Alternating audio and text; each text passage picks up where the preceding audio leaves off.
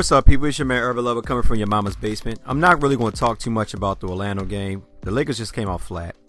And at this point, I think their morales is like down because 2 games back to back where you're up by 19 and both teams come back and beat you, it will kill your morales, your confidence and all that. The Lakers came out flat. They had no confidence. Orlando took advantage of this and they actually whipped them. Simple as that. I mean, they didn't play. They just looked bad. I mean, the good thing is they allowed Zubac to get some minutes. But based on the fact that he don't get as much playing time, he looked timid out there. He looked lost out there. You know, only had 2 rebounds or something like that. I mean, I'm not even going to go into that. I want to talk about Luke Walton. And the reason why I want to talk Luke Walton, because a lot of fans, man, you know, this preseason, well, you know, before the preseason, but, you know, after the firing of Byron Scott, all the fans were like, oh, hoop-de-hoo for Luke Walton. He's going to take us to the promised land. You know, because, he was a good coach, assistant coach for the Warriors. You know, he helped the Warriors win 50% of their games last year. Should have got rookie coach of the year honors, but because he's assistant coach, there's no formula set for an individual like that in that position. But people and fans, well, fans mostly, fans, you know, and this is why I say fans are so biased, man.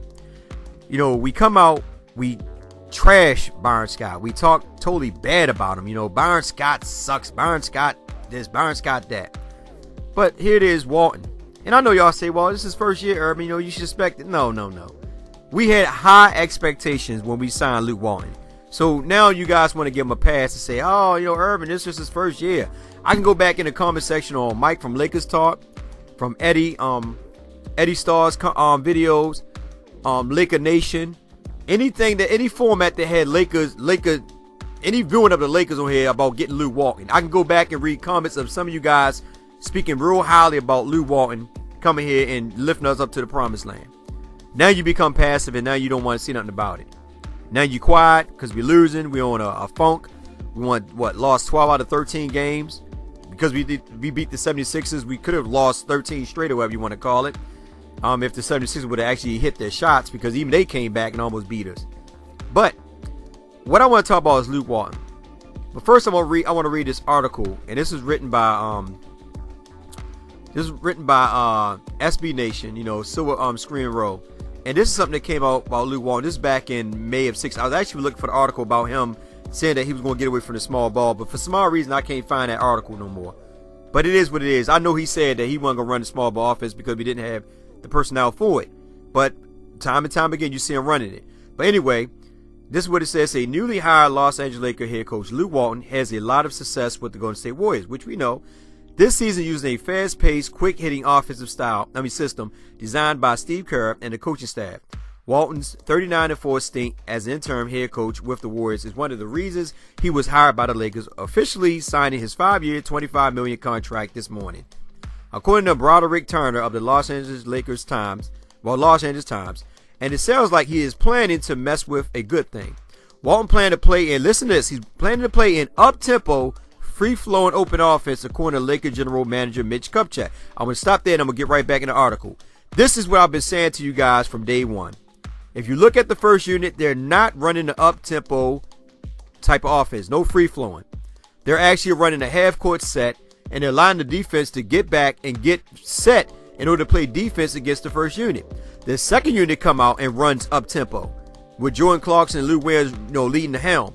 I'm starting to think that he doesn't trust D'Angelo Russell at point because he allows Julius Randle and Brandon Ingram run the ball majority of the time. And people don't, and see, fans, y'all don't see this because you caught up in the smoke and mirror. Now, if that was Byron Scott, y'all to quickly criticize him on what it is that he's doing. You're not letting D'Angelo Russell bring the ball up. You're not giving D'Angelo Russell enough playing time. If you look closely to the same situation with Byron Scott last year and Luke Walton this year, it's almost similar. D'Angelo Russell's only getting 25 minutes. He's barely taking any shots. He's trying to get everybody else into the rhythm of the game, and they're not utilizing or playing him according to his strength. He's barely, that's why I say over and over again, if Brandon Ingram is bringing the ball up, then D'Angelo Russell is actually just a combo guard. He's not really bringing the ball up as much. So if Brandon Ingram bringing the ball up or Julius Randle bringing the ball up, that means that D'Angelo Russell had more time to get set for his, get set in his spots to hit set shots. The only problem is Julius Randle don't really look for Russell as much as Brandon Ingram does. Now I'm going to get back into it. That's why I say we're not running up-tempo with that first unit. And that's the reason why our second unit is always coming back to help dig them out the hole. But anyway, he say, the free-flowing open offense, according to Laker general manager Mitch Kupchak, doing an appearance on ESPN Los Angeles via Serena Williams of Laker Nation. Kupchak also noted that Walton does not plan to hire an offensive specialist as an assistant, viewing himself as the team primary offensive coach coordinator, and will instead look to hire a coach specializing in defensive side of the ball. Now, I'm going to stop right there. Now, you notice that he is going to be the offensive coach coordinator, the primary offensive coach coordinator. So, all this is to blame on Luke Walton. Now, I don't know who we have for defense. I don't really know, because defense, whoever we have for defense, they need to be fired, because the Lakers defense suck. Simple as that. Now, my thing at the end of the day is this. If you are the primary offensive coach coordinator, and you see somebody like Nick Young hot, why sit him down? I'm talking about the early part of the season. Why sit him down? And he wound up with 20 minutes, 18 points, but when he could have went for 30. Think about it. There was one day when Brandon Ingram was running point against the Cavs. He had 32 points. Brandon was finding them, getting them hot, getting them shots and all that, gave him 32 points. Now, Lou Williams, I think he did have a good game. But my thing is this. As a coach, offensive coordinator coach, you got to start feeding the hot hand. And this is one thing that Lou Walton, once in a while, he'll do it, but majority of the time, he doesn't do it. And I'm going to get back to the article because I want to talk about this real quick. This reveal from Kupchak does make sense. And this is what they're saying. The article is saying it does make sense because while the Warriors were historic on the offensive end of the floor this season, boasting the league most efficient offense while scoring 112.6 points per 100 possessions during Walton's 43 game at helm, this was an improvement over the Warriors' already phenomenal 109.7 offensive rating the year before. Now I'm going to put this link in my description so you guys can read it for yourself. But over the last couple games, and I've been saying this over and over again, that Luke Walton is looking more and more stubborn to me. Games that we should have won, we should have won. And I said it once in a while that right now we should be freaking 15-16. I mean, we should have beat the game against Miami. The other couple games we shouldn't have lost. The Memphis game. I can go on and on, man. Games that we shouldn't have lost. And I know a lot of fans that say, well, Urban, guys been hurt, blah, blah, blah. That's the part of sports, man. You're going to get guys that's going to be hurt. But at the end of the day, guys got to step up. We play too soft. We don't play aggressive at all. Luke Walton is like the biggest problem, the reason why we're losing a lot of games. Because of his stubbornness, the matchups. He barely played Mozgov based on the matchups. Miles gets like 20 minutes here and there. He don't play him as much. D'Angelo Russell, I don't know what's going on with him. I mean, I understand you trying to get other people involved, but D'Angelo Russell is a scorer. They're trying to make him into a point guard. The guy easily can average 18, 20 points, but instead he averaged 16. And you got Jordan Clarkson coming off taking more shots than D'Angelo Russell. So I don't know. Like I said, to me, and then on top of that, the small ball rotation. I mean, it works, but once teams figure you out and they know who to stop, all that become obsolete because it don't matter no more because they know what to do against you. They know who to stop. Okay, the first unit come out, they come out flat. We got an opportunity to make runs on them. And then on top of that, you still will only you'll bring the second unit. Like once in a while, you'll rotate certain players in with the first unit. But then you'll still go into that second unit rotation. And I'm like saying at the end of the day, it's cool finding Danny when everybody's healthy. But at this point in time, when ain't nobody healthy, you gotta make more sense of it. And I was watching that game against Miami. When Miles came out and was doing good against Whiteside. And then next thing you know, it's just like they went away from him. And that's why I say it comes down to Luke, because he basically stated that he's the offensive coordinator. You know what I mean? He's going to be the one running the plays. So he should be telling these guys what to do and what not to do on offense. It's free flowing. You know what I'm saying? But it seems to me like the ones only taking the shots are still your guards. They're taking the most shots. And that's only depending on which ones. And I'm not saying that it's a bad thing. But at the end of the day, you got to get other people involved in the offense. Now, the defense, it's always been subjective to them not playing well. I mean, simple as that. You look at it, the defense look terrible. The perimeter defense is terrible. The interior defense is terrible. But Luke Walton really got to get over the stubbornness, man. He really got to play these guys according to the matchups. Some small ball plays don't work for every team. Think about it. Y'all was up 3-1 against the Cavaliers in the finals. And them boys came back and beat you 3 straight games once Bogut went down. That should be telling you something. That small ball offense, let me share something to you young fans that keep saying, oh, this is the new era. Go back and watch back in the 1990s when Golden State used to run that small ball offense. Don Nelson was known for the small ball offense with Tyrone Hill and Tolbert and all them. You know, with TMC. You know, Mitch, with Chris Mullin, Tim Hardaway, and Mitch Richmond. And where did they go? The Lakers always beat them boys, man.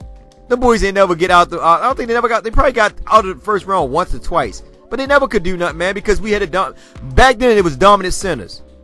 And like I said, end of the day is that the problem with the NBA today is that most of these teams will try to match up with another team offense instead of making them play according to their offense.